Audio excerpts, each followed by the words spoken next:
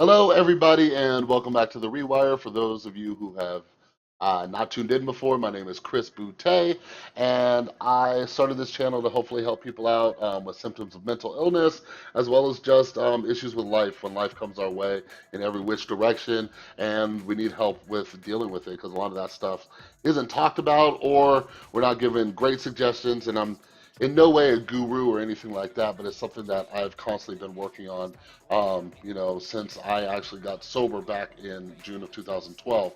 And, since I got sober, I'm always on this path of self-discovery, improving my mental health, and, just living an overall better life on a day-to-day basis. And today, what I want to talk about is this wonderful thing called mindfulness. It's something that I've been really into for the last year or so, and I get questions about it all the time. It's something that is coming up more and more in conversation, but a lot of people don't know what the heck it is, why they should even try it, how it's going to help them, and all that. So I just kind of want to give a quick little crash course, explain a little bit about what it is, how it helps, why you should check it out, and maybe even, a little bit about what it can help improve in your life, and just a little bit of my experience and how it's helped improve mine. So the first thing is that I've always had to keep an open mind ever since I got sober. And so one thing I ask of you if you're watching this video is just keep an open mind. If your way of doing things isn't working, try something new. That's my motto. So, we all hit these patches no matter how great things are going. We hit these downward spirals, and we're looking for something different. And that's kind of what happened to me, about a year ago in my sobriety. They told me from the beginning, just because you got sober, your life is not going to be perfect. Yeah, I get that, but sometimes, things are harder to deal with than others.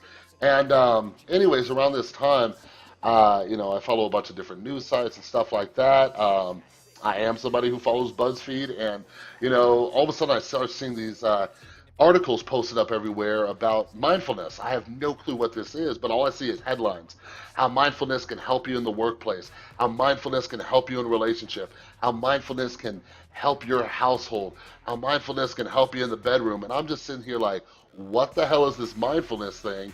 And why is it helping in so many different ways? So I decided to check it out. And since I work at a drug and alcohol rehab, I'm an addict in recovery. I went to the bookstore to learn about mindfulness, and I wanted to see if it helped out addicts. And I found a book, and a book that was called The Mindful Path to Addiction Recovery, wrote by an author who actually runs a rehab where he teaches mindfulness. And I thought it might be something that I can bring into my rehab. So I read this book, and it really just interested me.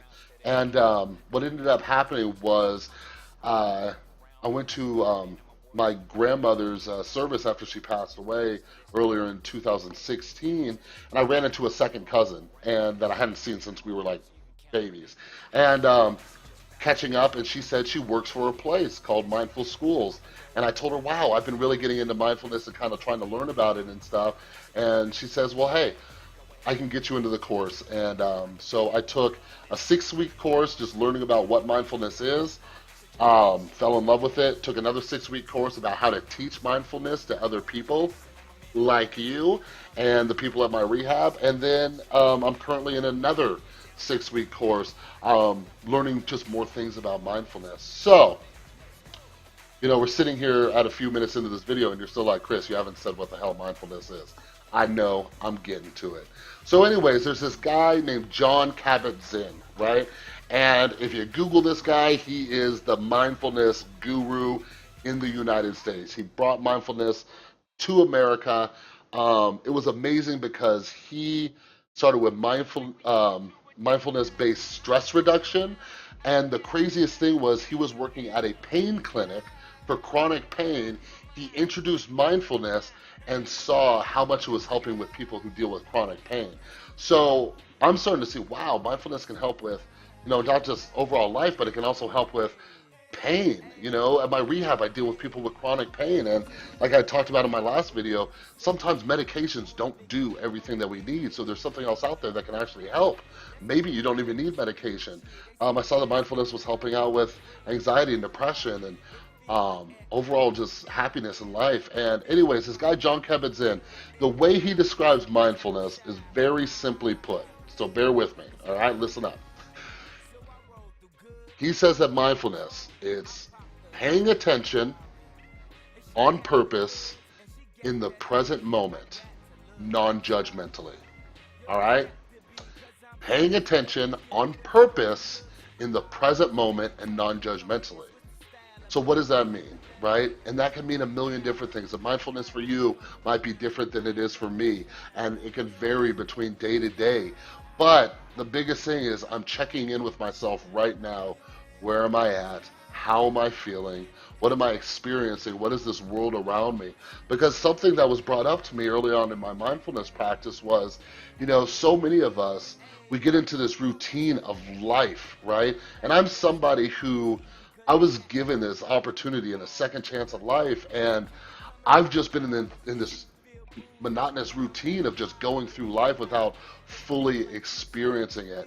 How many days do I drive from my house to work and not even notice the clouds in the sky or the way the wind feels?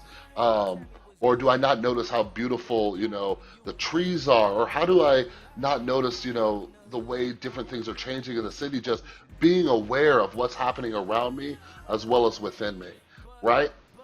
And part of it is too is that this mindfulness thing, it's really helped me manage difficult emotions and different things like that, because it gives me a pause button. It gives me a chance to take a step back. And for any of you who suffer from anxiety, most of us who suffer from anxiety issues, we have a fear of the future, right? I cannot tell you how many times I'm driving on my way to work and I'm having a borderline panic attack halfway through, just thinking about all the things I have to do that day. How am I going to get them done?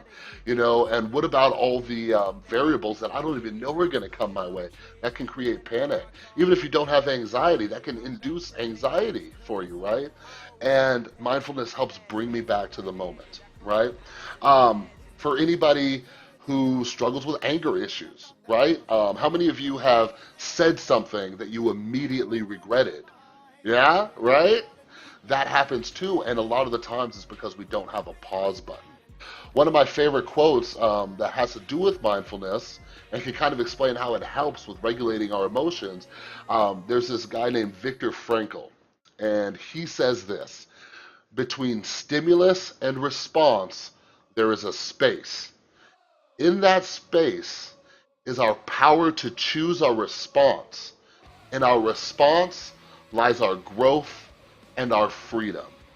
So what that's telling me is that when I'm stimulated, right, something makes me angry, something makes me furious, something makes me scared, something makes me sad. Hell, something makes me happy and excited, right? The stimulus and response, they get blurred together, and I'm just reacting to situations. And then I'm doing things that I regret or I didn't think through. And what it does is sets off a chain of events that, triggers more anxiety, more depression, whatever it is, right? So what I want to work on is creating this space, right? Where something comes my way and I can have a pause. So that way I'm not reacting, but I'm responding to these things. And that's largely what mindfulness has helped me do. I take life a little bit slower. I'm able to process this stuff so I don't react so fast to just these situations. That can help at work. That can help with my son. That can help with my relationships, whether they be intimate or with family and friends. I'm able to have that pause button. That's something I never had. But basically, what mindfulness does, and there's a million different practices, but we're improving 3 different skills, and it's kind of like a triangle, like the Rockefeller triangle, right? And what it's doing is it's improving 3 different skills that we already have. One of these skills at the top of the triangle is concentration power, right? So think back to when you were a kid, when you were a child, right? Especially if you were like one of those rambunctious, crazy children. Today we live in a time where if you're running around acting all crazy, they just throw some ADHD medicine at you and say, "You okay? You need to chill out." A chill pill, right? Well, anyways, how many times when we were kids did somebody say, "Focus, calm down, pay attention," right? Well, think about that. Did anybody give you written instructions, or did a teacher come up to you and say, "This is how you focus. This is how you pay attention. This is how you concentrate, right? Nobody really told us that. We kind of know what you're talking about, but nobody ever explained how I do this. And it actually comes from a part of your brain that you can improve, and it will help with your concentration. Um, I can vouch for this because I used to be the kind of guy where I couldn't read a book. I would read, and my mind would be going in all sorts of different directions, and I'd be 10 pages in and not have any idea what the hell I just read. So mindfulness, practicing this thing has helped me focus when I'm reading, when I'm listening, when I'm having conversations with people, all different things. It's helping my concentration, right? And for somebody who has such a hectic life like me and multitasking and stuff, this is very important. The next part of this triangle, sensory clarity, right? So, like I said, there's a million different mindfulness practices, and there's a lot of ones that help improve your senses. Like I was saying, there's so many things that we're experiencing in life that we're not paying attention to. So it improves all five of your senses.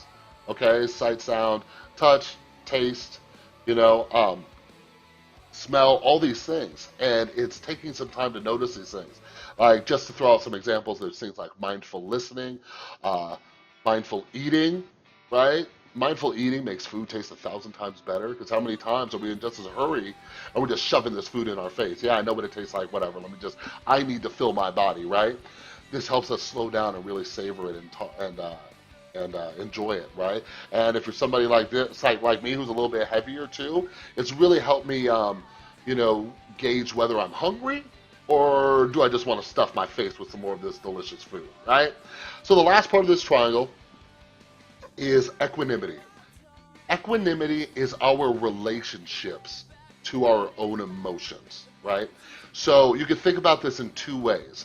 There's attraction and there's aversion.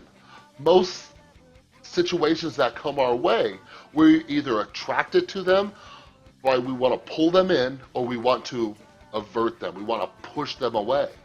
So, when I look back at my drug addiction, I didn't like feelings. I didn't like sad feelings or bad feelings. I didn't like loneliness or depression or anxiety and all these things. So I wanted to avert them. I wanted to push them away, right?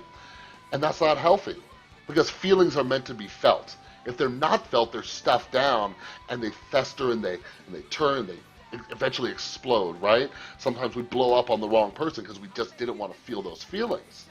I'll deal with that later, right? Then there's the whole attraction thing. Our attraction, it makes us do things where we don't think clearly, right? I want that so bad that maybe I'll lie, cheat, and steal to get it. Maybe I'll be mean to somebody to get it. Maybe I'll be manipulative to get what I want, right? Because some of us, we don't even know how to deal with the positive feelings. And that's something that some of us can look at in our relationships. We want the feeling of being loved and cared about so much that we don't think clearly. We just want that feeling so bad. So equanimity helps bring us balance, okay? And in another video, I'll get a little bit more scientific with it, talk about your brain and how that works. But we're bringing a lot more balance to our emotions. So that's just a little bit about what mindfulness is, how it helps. And in upcoming videos, I'll talk a little bit more about just really, really simple practices that you can do. But I'm telling you right now, mindfulness is something that you can practice for literally 1 minute a day, and you will see an improvement. The overall goal is to start increasing moment of mindfulness throughout the day, but this is not something that takes a lot of time. There are very simple things that you can do to be more mindful and strengthen your brain, strengthen your emotional stability, strengthen your equanimity, strengthen your concentration, all these things with just even practicing this stuff for a minute. So I hope that explains just a little bit about what mindfulness is, and in upcoming videos I'll teach you some practices, talk about some science, maybe throw in some brain stuff. But if you have any questions about mindfulness, what it is, if you feel like I missed something, or something you want me to talk about in a future video, maybe something you heard and you have questions about it, please email me. There is a link down below. You can email me with any questions or topics that you want me to talk about, and I will see you next time on The Rewired.